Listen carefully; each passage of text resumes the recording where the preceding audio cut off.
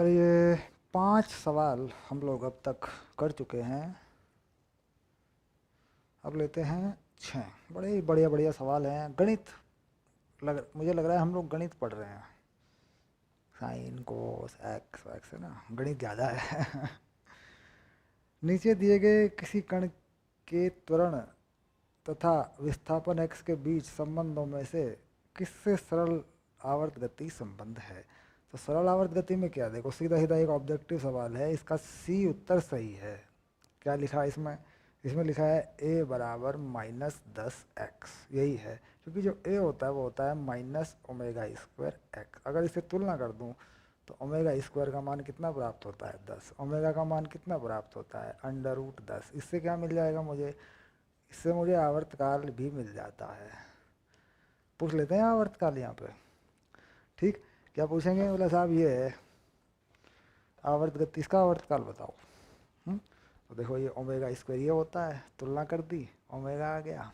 ठीक, तो आवर्तकाल कितना मिल गया बताओ? 2π/वर्गमूल 10। ठीक, अगर सभी यूनिट हैं सेकंड में आ जाएगा फिर ये।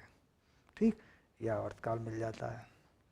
ठीक, तो कुल मिला के सी नंबर पर सरल आवर्त गति है। ठीक, सरल सवाल है। चलिए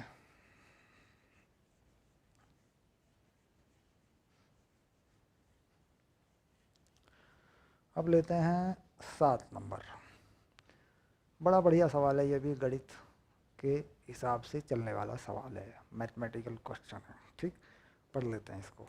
इस सवाल में अक्सर बच्चे कंफ्यूज हो जाते हैं, तुम लोग ऐसा मत करना, बहुत सिंपली समझाऊंगा मैं। ठीक, ये कह रहा साहब एक सरल आवर्त गति हम अपने तरीके से लिखना चाहते हैं। x बराबर a cos ω/t plus phi से हम लिखना चाहते हैं।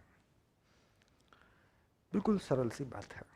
ठीक, अब अगर साहब इसका विस्थापन और वेग हमें मालूम है, तो विस्थापन है तो वेग बना दूं अगर, तो वेग क्या होगा? a, इसका अवकलन करना है मुझे, तो omega minus sine ω/t plus phi. ये तुम अच्छे से पढ़ चुके हो।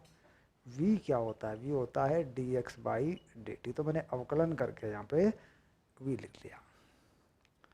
क्योंकि कॉस का होता है माइनस साइन, ओमेगा बाहर आ जाएगा, लग गया। ठीक, तो कुल मिला के ये जो चीज़ है इसे हटा लो, क्योंकि ये झंझट पैदा करेगी। ये लो।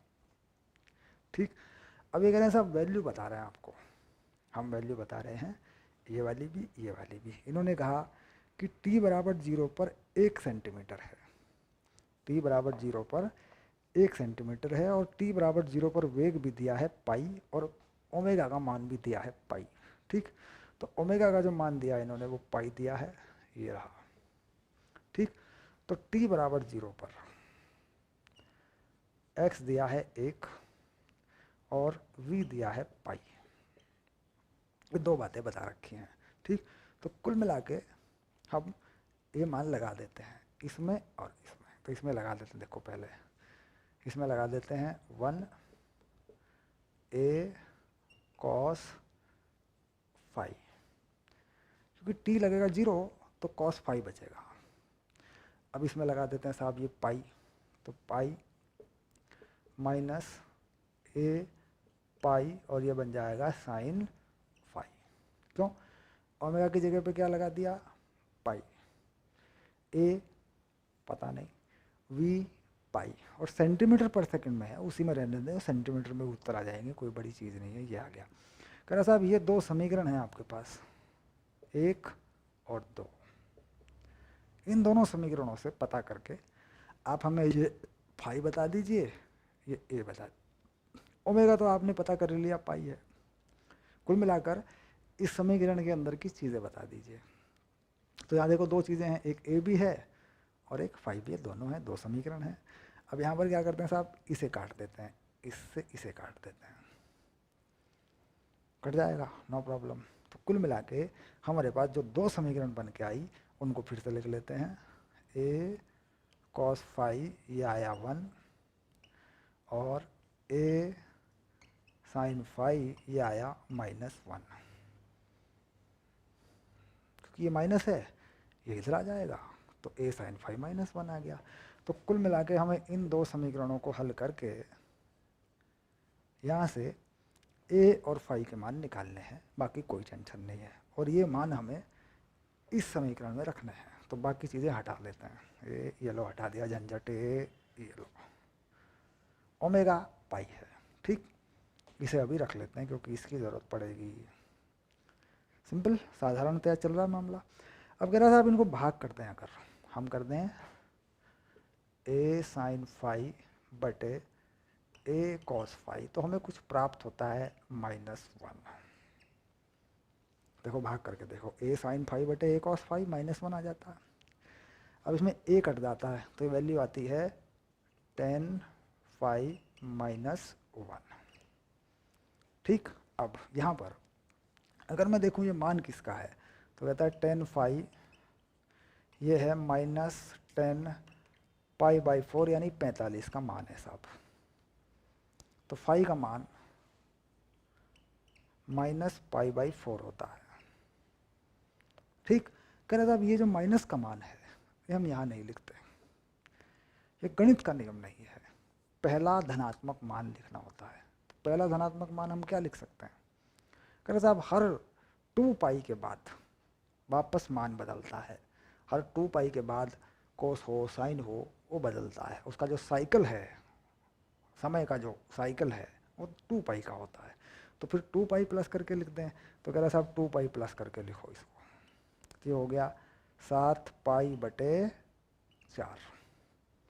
ठीक। यानी यहाँ पर ये चेंज हमें करना पड़ेगा। अब फाई का मान मिल गया तो फाई का मान लिख दिया, लो ये आ गया 7π/4। ओमेगा का मान मालूम है साहब, ये आ गया लो पाई। ये तो बात हो गई पूरी। अब ए की वैल्यू चाहिए, ठीक। ए का मान, अब ए का मान अगर यहाँ से इसमें रख दूँ मैं, कोई फाई की वैल्यू यहाँ से इसमें रख दूँ या कुछ रख दूँ, कहता अब यहाँ रख दो सीधा मिल जाएगा आपको, ठीक। वैल्यू मिल जाएगी ए की, कोई ज़रूरत नहीं, कोई टेंशन नहीं। π/4 लिख दो, माना जाएगा। क्योंकि ए तो प्लस माइनस में होता नहीं है। ए में मान लो जो माइनस आ भी रहा है तो आयाम थोड़ी ना प्लस माइनस में होता है, आयाम की वैल्यू ही होती है, वो आपको मिल जाएगी। कह रहा लेकिन ये तरीका ठीक नहीं है। मान लीजिए मैं यहाँ π/4 लगा दूँ तो ए का मान मुझे मिल जाएगा 45 के हिसाब से। cos 45 क्या होता है, वर्गमूल 2 होता है, 1/वर्गमूल 2 होता है, तो वर्गमूल 2 आ जाएगी वैल्यू। कहते तरीका ठीक नहीं, यहाँ पे भी लगा दूँगा यहाँ से मिल जाएगा, प्लस मिलेगा कहीं माइनस मिलेगा। फिर सही तरीका क्या है, कह रहा है इन दोनों समीकरणों का वर्ग करके जोड़ दो। a² sin square phi plus a² cos square phi, और इस एक का वर्ग 1 हुआ, इस -1 का वर्ग भी 1 हुआ, तो a² sin square phi cos square phi ये 2 हो गया। अब देखो sin square phi cos square phi ये क्या होता है, ये 1 होता है। ट्रिगोनोमेट्री त्रिकोणमिति में तुम जानते हो ये 1 होता है, ठीक। तो अब इन्हें हटा लो, इनका काम खत्म, ये लो। तो ये हो गया a बराबर वर्गमूल 2। आएगा प्लस माइनस में, तो प्लस माइनस तो लेते नहीं, वो तो पहले भी आ रहा था, हमें प्लस ही लेना है। तो यहाँ पर ये मान आ गया वर्गमूल 2, ठीक। तो कुल मिला के ये तुम्हारा वो समीकरण आ गया जो मांग रहा है। वो सवाल में पढ़ेंगे तो समीकरण मांग रहा है ये वाला। कह रहा साहब इस समीकरण को हम दूसरे तरीके से लिखना चाहते हैं। आगे भी उसने एक बात और पूछी है, सवाल को पढ़ते हुए चलें थोड़ा सा। तो कह रहा साहब मैं इस समीकरण को इस तरीके से लिखना चाहता हूँ। इसे मैं लिखना चाहता हूँ x बराबर b sine omega t plus alpha, मैं ये लिखना चाहता हूँ, ठीक। तो मेरा अल्फा या b क्या होंगे, तो हम जानते हैं कि आयाम नहीं बदलता, तो b का मान कितना हो गया, वर्गमूल 2 ही हो गया। कॉस को साइन में बदलना है, कॉस को साइन में बदलना है। अब कॉस को साइन में बदलना है तो हमारे पास एक चीज़ होती है, देखो साइन π/2 प्लस थीटा कितना होता है, कह रहे ये होता है कॉस थीटा। तो यानी मैं अगर इसी में, ठीक, 90 जोड़ दूं तो क्या बन जाएगा, साइन में 90 जोड़ के लिख दूं इसे में तो ये कोस बन जाएगा। तो मैं इसी चीज़ को लिख के 90 जोड़ देता हूँ इसमें, ठीक। तो कुल मिला के मैं ऐसे लिख लेता हूँ इसको। तो ये तो फाइनल हो गया, बी तो वर्गमूल 2 आ ही गया, ये लो। ठीक, अब मैं क्या करता हूँ, इसे हटा देता हूँ। ठीक, ओमेगा टी 7 पाई/4 प्लस पाई/2। अब ये देखो ये चीज़ क्या है, साइन 90 प्लस थीटा, ये पूरा 90 और ये पूरा थीटा, क्या बनेगा, कॉस थीटा। तो चीज़ सेम है कि नहीं। अब मुझे चाहिए कि साहब ये जो आपने अलग से कोण जोड़ा है ये वाला, इसी को मैं कह रहा हूँ कि साहब यही है अल्फ़ा। तो अल्फ़ा कितना आ गया, अल्फ़ा आ गया 7 पाई/4 प्लस पाई/2। ये मेरा वो कोण है जो मैंने अलग से जोड़ा है, क्योंकि यही मांग रहा था वो क्या मांग रहा था, कह रहा ओमेगा टी के साथ में क्या जोड़ूँ। ओमेगा क्या है, पाई टी है, ओमेगा की वैल्यू लिख दो, ये लो। ठीक, अब कह रहा ये बताओ क्या है, कह रहा ये थोड़ा सा झंझट में डालेगा आपको। 7 पाई/4, कह रहा 2 टुकड़े कर लो इसके, पाई/4 प्लस पाई/4। तो देखो ये हो गया 8 पाई/4 यानी 2 पाई प्लस पाई/4। ठीक, तो 2 पाई प्लस पाई/4 अल्फा। कह रहा था ये 2 पाई जो है, ठीक, इसे हटा दो, पहली छोटी वैल्यू लिखनी होती है। 2 पाई जोड़ के लिखें या 2 पाई घटा के लिखें। तो कुल मिला के अल्फ़ा का जो मान आया वो फाइनल कितना आया, वो आया पाई/4। पहला पॉजिटिव मान है, 2 पाई के साथ जाके देखा। ठीक, तो एक तरीका ये हो गया। ठीक, अब साइन पे लिखना है तो पाई/2 जोड़ा, 2 पाई हटा दिया, एट फिनिश। यानी अगर फिर सही क्या है सर, गलती होती है हमसे, तो हम नहीं पता कर पाते कहाँ प्लस जोड़ें, कहाँ 2n पाई, कहाँ कुछ करें। तो फिर उसका मैं एक तरीका, इसी सवाल को उस तरीके से करके दिखाता हूँ आपको, देखिए कैसे।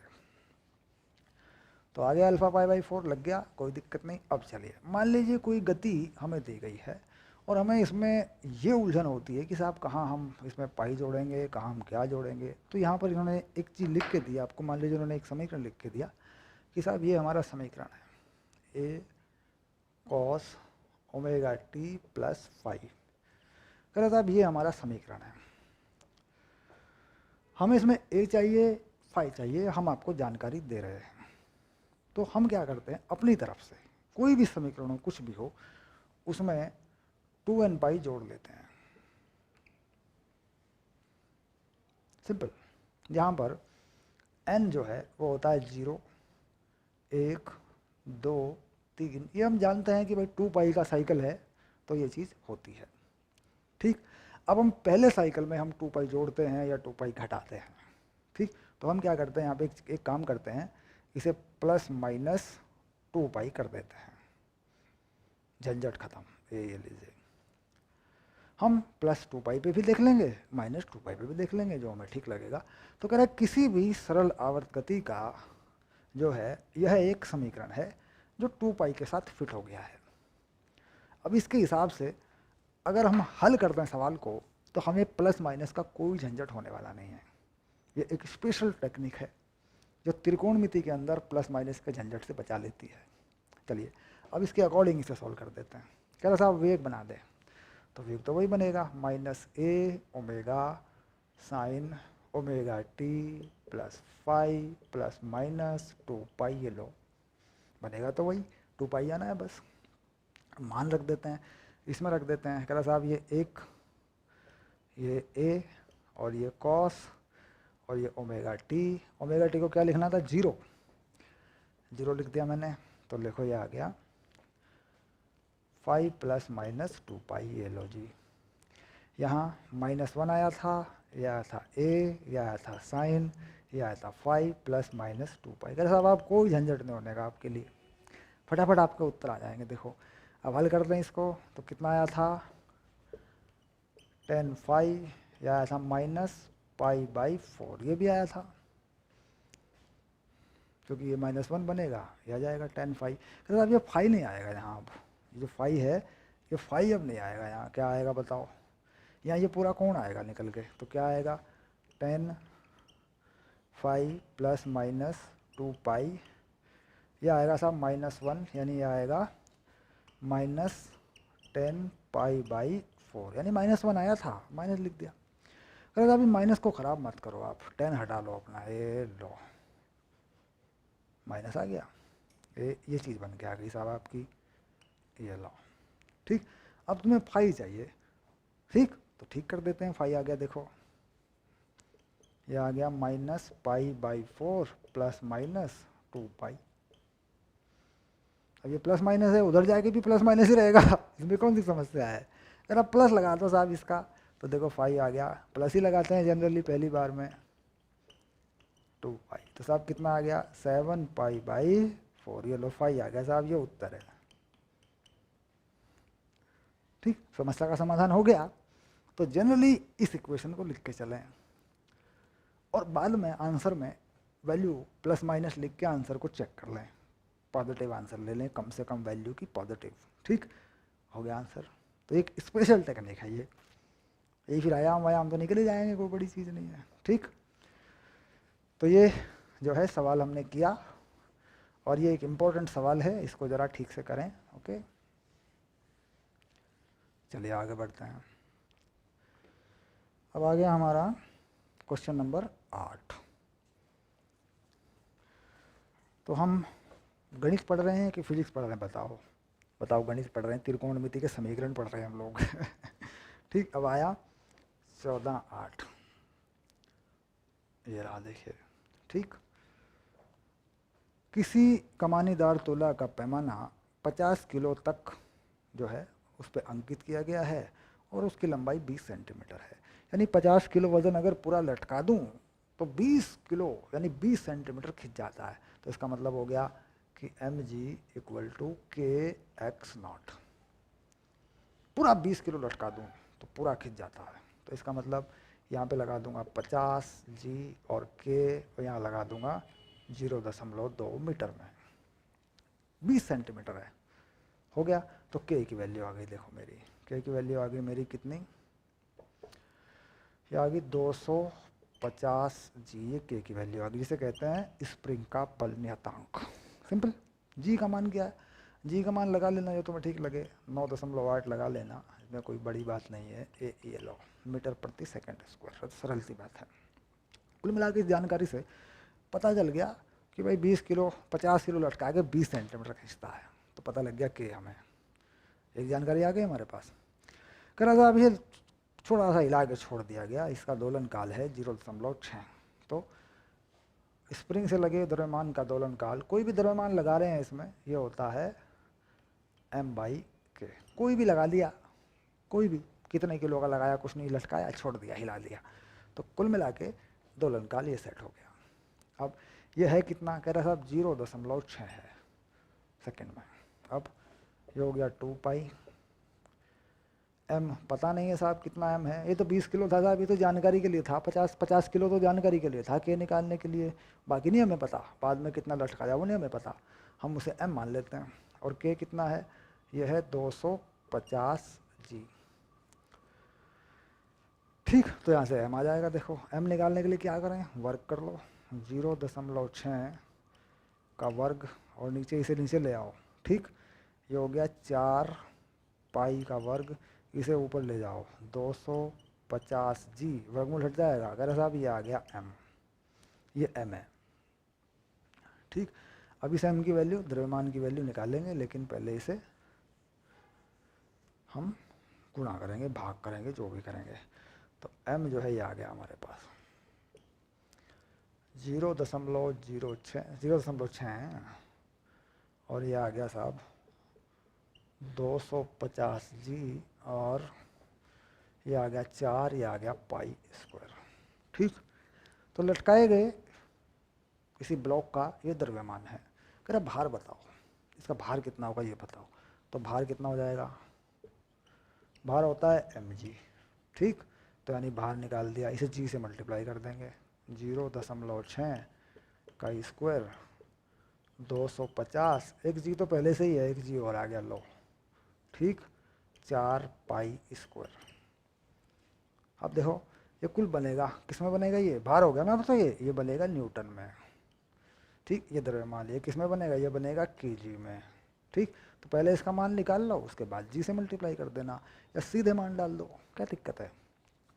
ठीक, अब सीधे मान डाल देंगे तो कितना कितना बन रहा है, रफली आइडिया लेके देखते हैं। देखो देखो ये कितना है, ये 10 है, 10 मान लेता हूँ तो ये वैल्यू हो गई 100। अब देखो मैं राउंड अप करूँगा फटाफट, ये 100 हो गई लो, ठीक। अच्छा, पाई का स्क्वायर ये 10 कर दिया मैंने, लो पाई कितना 3.14 होता है, उसका स्क्वायर 3 3 9 10, लगभग 10 लगा दिया, ये लो, ठीक सिंपल। अब ये क्या है, इसे लगा दूंगा 0.36, 3 6 को 36 लिख दूंगा, इसकी 2 जीरो काट दूंगा, ये लो 36 पूरा हो गया, एक जीरो यहाँ से काट दूंगा, ये हो गया लो, ये 9 कर दूंगा तो 25 9 में 225 आ रहा है न्यूटन में उत्तर, रफली सीधा गुना बटा करके, ठीक। अब लिखते हैं सही उत्तर, सही उत्तर कितना आएगा, ठीक। जी का मान 9.8 और पाई का मान 3.14 लगाने पर, ठीक। एम जी अब आएगा 219 न्यूटन, जबकि मेरा कितना आया था 225 मोटा मोटा गुणा करके देख लिया था मैंने, ये उत्तर आएगा सही। ये सब कुछ ठीक लगा कर आएगा, पहले एम निकाल लें और जी से गुणा कर दें। जी का मान कितना लगाना है 9.8, पाई का मान कितना लगाना है 3.14, एब्सोल्यूट ये उत्तर आ जाएगा, ठीक। डन हो गया, चलिए शाबाश।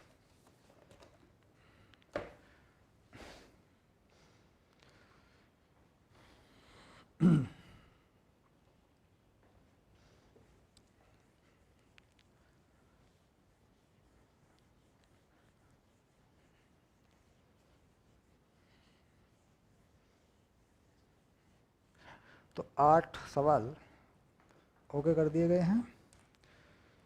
अब चलेंगे सवाल नंबर 9 की तरफ।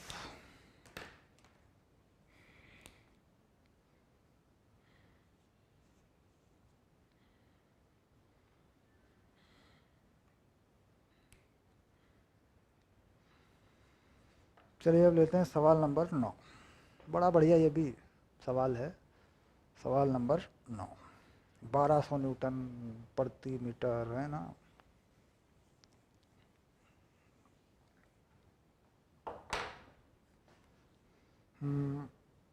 14 9 डन। चलिए देखते हैं क्या कहता है 14 9 वाला।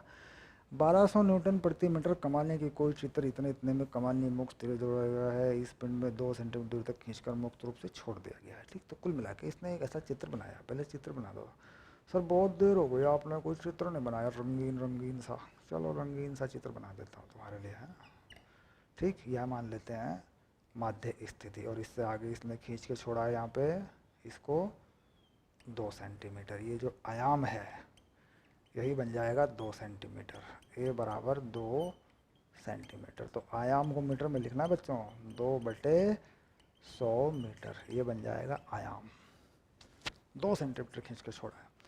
और स्प्रिंग का जो के है उसका मान दिया बल नियतांक का 1200 न्यूटन प्रति मीटर, ये लो सिंपल। कितना है 3 किलोग्राम का है, कह रहा है ये साहब इसका जो m है, ठीक, ये है 3 किलोग्राम, ठीक। खींच के छोड़ दिया, आएगा जाएगा आएगा जाएगा, ठीक। और ये घर्षण रहित तल बना दिया, ये लो, ठीक हो गया।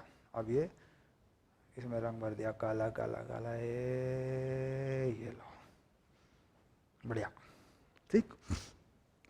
अब सवाल खड़ा करते हैं। पहला सवाल है पिंड के दोलन की आवृत्ति। पिंड के दोलन की आवृत्ति, ठीक। आवृत्ति क्या होती है, आवृत्ति होती है एफ, ये होती है 1/2 दोलन काल, सिंपल सी बात है, जानी मानी बात है, ठीक। अब पिंड के दोलन की आवृत्ति, तो दोलन काल क्या होता है, दोलन काल होता है 2 πm/k। तो आवृत्ति क्या हो जाएगी फिर, आवृत्ति हो जाएगी 1/2 पाई, उल्टा कर देंगे k/m, लो ये हो गई दोलन की आवृत्ति, ठीक। वैल्यू लगा दें इसमें, m है k है ई पाई है, सब आ जाएगा, ठीक। तो ये वैल्यू जो है लगा देते हैं एक बार, इसमें देख लेते हैं एक बार लगा के दोलन की आवृत्ति कितनी आ रही है, ये लो तो 1/2 पाई 2 3.14 वर्गमूल के, ये 1200 m 3 किलो है, ये रहा। ठीक, हल हो जाएगा अब ये देखो। तो ये हो गया 1.2 गुना 3.14, ये 400, तो ये हो गया 20, 400 का वर्गमूल 20। तो कुल मिला के ये आ गया 20/6 28, ये आ गई दोलन की आवृत्ति। तो 6 3 18, लगभग 3 सेकेंड। कितनी आ रही है? 3 सेकेंड। ठीक, 3.2 सेकेंड उत्तर में लिख रहा है। तो क्या करूँ, 3.2 लगा दूँ? वे लो लगा देते हैं, 3.2 सेकेंड लिख दिया। ठीक, सीधे से भाग कर लें, कोई दिक्कत नहीं है। अगर ये परीक्षा में आ जाए तो पूरा भाग करेंगे, नंबर मिलेंगे इस पे। ये आ गया। ठीक, दूसरा सवाल क्या पूछा है उस पर विचार करेंगे। दूसरा सवाल पढ़ लेता हूँ। अधिकतम हाँ, पिंड का अधिकतम त्वरण, पिंड का अधिकतम त्वरण, अधिकतम त्वरण। ठीक, तो त्वरण क्या होता है तुम्हें तो पता ही है, तुम तो पढ़े लिखे हो गए हो, ये होता है त्वरण। ठीक, अब मान चाहिए इसका, तो क्या माइनस लगाना, प्लस कर देंगे। ठीक, अधिकतम त्वरण, x का अधिकतम मान क्या होता है? अधिकतम x कितना होता है? वो होता है आयाम के बराबर। ठीक, तो कुल मिला के a हो गया ओमेगा स्क्वायर 2 ऐसे। ठीक, अब ये ओमेगा, कितना ओमेगा है? अब ओमेगा निकला होगा तभी तो, ओमेगा निकाला था कि नहीं अभी? ओमेगा, ओमेगा कैसे निकलेगा बताओ? अभी तुमने कहा था कि साहब टाइम पीरियड जो है वो है 1/3.2, यही तो आई थी आवृत्ति 3.2। अब इसे तुम्हें ओमेगा चाहिए 2 पाई/t, ये आ गया देखो। ठीक, ये आ गया। और एक और जो आई थी भाई, सीधे सीधे निकाल दो तो मेरे ख्याल से तो ये 20 आना चाहिए। ठीक, देखो कैसे निकालूं फटाफट। ओमेगा, ओमेगा कितना होता है? ओमेगा होता है वर्गमूल k/m। लो, k कितना था? 1200, m कितना था? 3, तो ओमेगा कितना हो गया? 20। लो हो गया 20 रेडियन प्रति सेकंड होता। तो लगा लिया 20 का स्क्वायर, हो गया लगा दिया 2। ठीक, ये हो गया सेंटीमीटर पर सेकंड स्क्वायर। क्यों? क्योंकि 2 किस में लगा है? सेंटीमीटर में, तो सेंटीमीटर में आ गया। अगर 100 से भाग करके लगा दूंगा तो किस में आ जाएगा? मीटर पर सेकंड स्क्वायर में आ जाएगा। तो सेंटीमीटर पर सेकंड स्क्वायर में लगा दो, इसमें लगा दो, तो a कितना आ गया? ये हो गया 800 सेंटीमीटर पर सेकंड स्क्वायर, या 100 से भाग कर दूं, 8 मीटर पर सेकंड स्क्वायर। ये लो, दोनों उत्तर आ गए देखो। ये लो, अधिकतम त्वरण में अधिकतम विस्थापन, अधिकतम विस्थापन कितना होता है? आयाम के बराबर होता है। कन्फर्म? चलो,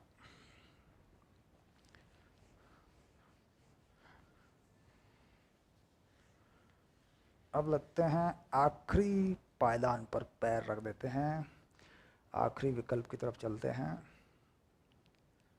ये रहा। ठीक, अगला कदम बढ़ा देते हैं। पिंड की अधिकतम चाल, पिंड की अधिकतम चाल, अधिकतम चाल, तो v ये होता है a omega cos omega T, ये चाल होती है देखा जाए तो। यही है अधिकतम चाल a omega. Cos omega T को 1 कर देंगे, इसका अधिकतम मान ही होता है लो, ये अधिकतम चाल। ठीक, अब आ गया v, a कितना है? 2, ओमेगा कितना है? 20, किस में आ गई? सेंटीमीटर पर सेकंड में आ गई। ठीक, अब होगी 40 सेंटीमीटर पर सेकंड, और अगर इसे मीटर में लिखें तो 100 से भाग कर देंगे, 0.4 मीटर पर सेकंड। ये हो गया आखिरी उत्तर। क्या हलवा सवाल है, वाह।